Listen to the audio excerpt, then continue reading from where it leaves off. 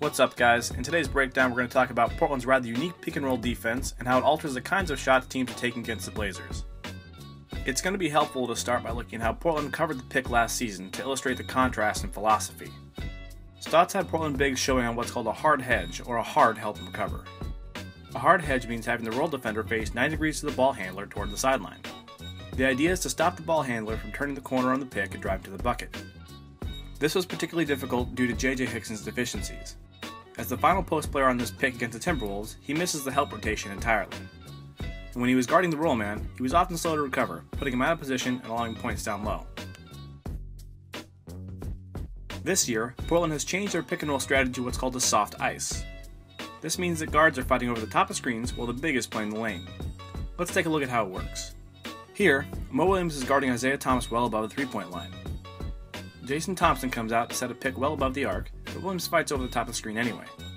Meanwhile, Thomas Robinson is at the free throw line guarding entry to the lane. Notice how Robinson is giving Thomas from the stripe to the arc to shoot a jumper.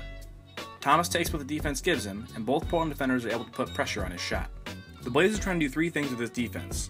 First, they want to keep players off the three-point line. Fighting over the top of the picks allows them backside pressure and forces ball handlers towards the bucket. Next, using the big man to protect the paint. They want ball handlers to see a post defender in front of them and back down. What this does is seed the 15 to 18 foot jump shot to opponents. Stotts is a fan of analytics, and he knows that long jumpers are one of the most inefficient plays in basketball.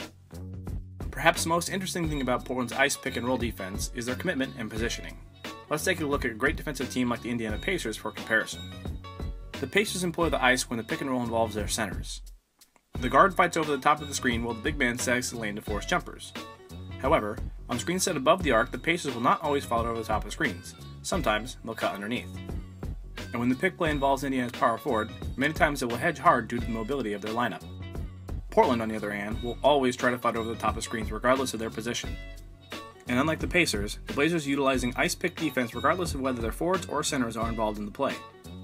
It's a unique defense that is built around playing the statistical probability of contested jumpers while trying to stop other teams from important three-point plays.